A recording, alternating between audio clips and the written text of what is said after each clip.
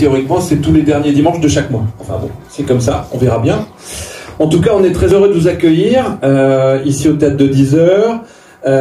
Alors j'aimerais saluer déjà Olivier, qu'on peut applaudir, qui va équipe, avec Zaïm aussi, voilà, qu'on peut applaudir, ainsi que Célia aussi, qui va participer aussi sur nos réseaux. Voilà. Là, vous avez, voilà, je vous êtes, pour ceux qui ne sont jamais venus, les afterworks du cinéma indépendant, c'est des projections de courts-métrages, 5 ou 6 d'habitude, et chaque réalisateur projette son film pour montrer son travail, puisque sur scène, il vient ensuite pitcher un projet de long-métrage, de série, de web-série, ou de série télé, ou de documentaire. En fait, l'idée, c'est ça, c'est quand on fait du court, on sait où vous allez, on est très entre nous. Je dis que c'est toujours un peu consanguin, c'est toujours des réals, des acteurs, des actrices qui viennent voir les films d'autres réalisateurs, et on n'a pas vraiment la possibilité d'être vu par afterwork du cinéma indépendant.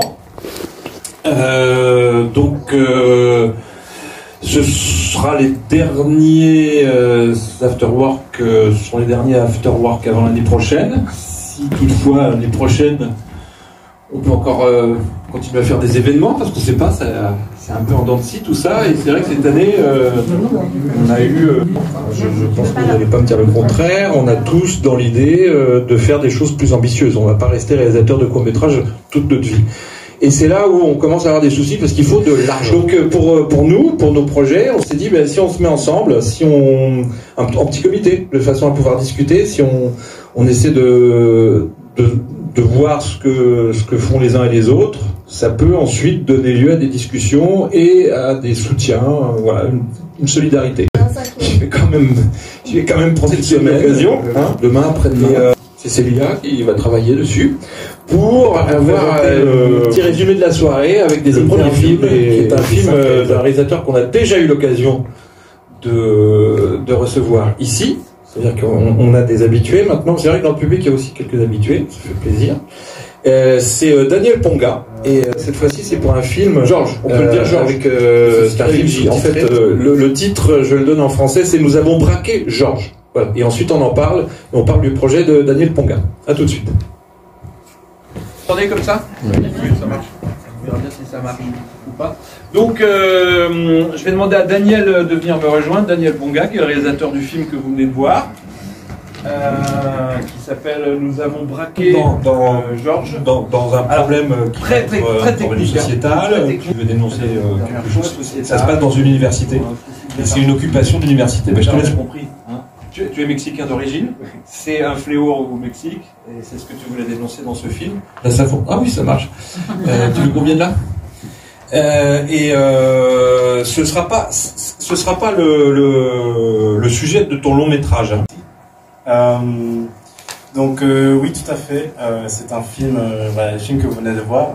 C'est un film que j'ai tourné ici à Paris.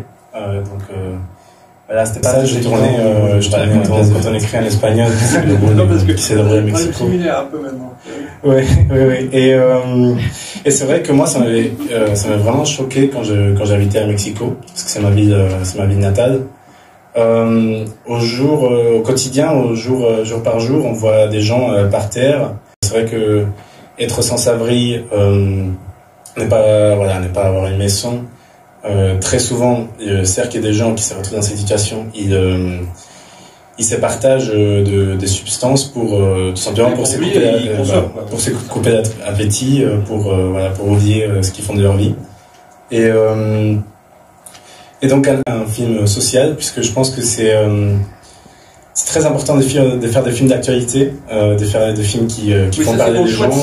C'est de montrer des problèmes de société, de le faire sous... Alors c'est vrai que il y a ces deux choses. Oui, tout à fait. C'est pas un documentaire, c'est pour ça, tu aurais pu choisir de faire des documentaires. Mais j'ai pas encore fait du commentaire. D'accord. C'est vrai que... Non, mais ça peut être intéressant aussi, parce que est-ce qu'il faut faire un documentaire quand on veut dénoncer des choses, ou est-ce que c'est mieux parfois pour toucher un autre public de l'expliquer sous l'angle de la fiction? Et c'est deux différences. Voilà. Du coup, j'ai eu l'idée d'associer les deux histoires et d'en faire un court-métrage. Voilà. Et maintenant, est-ce que tu as une ambition d'aller un peu plus loin, de faire autre chose, long métrage? Oui, long métrage, mais en fait, d'abord faire un deuxième court-métrage, développer ensuite en long. Et du coup, ça serait carrément une autre histoire. Ça serait en fait une histoire une histoire d'amour en banlieue. Et les c'est pour la lumière et les personnes. Les journalistes qui nous demandent ça. Et les personnages principaux, enfin tous les personnages du film parleraient comme les nobles du XVIIe siècle. Mais aujourd'hui. Aujourd'hui, en banlieue. Par exemple, ça donnerait quoi? En banlieue. Ouais. Et faire wesh wesh, ce serait. Mais si. Sûrement, c'est-à-dire.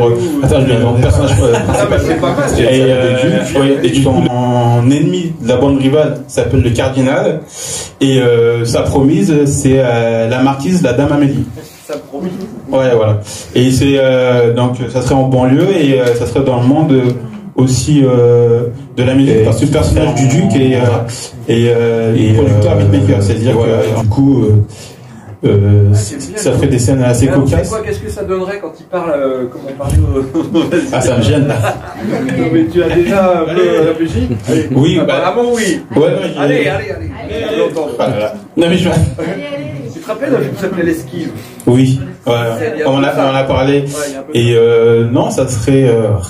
Allez, on te laisse te concentrer. On te regarde pas. On regarde pas. Allez. Écoute ce qu'elle vient de dire, Célia. Ouais.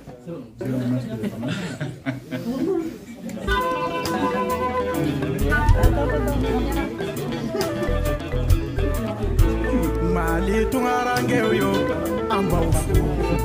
Mali tungarangeyo ambaufu.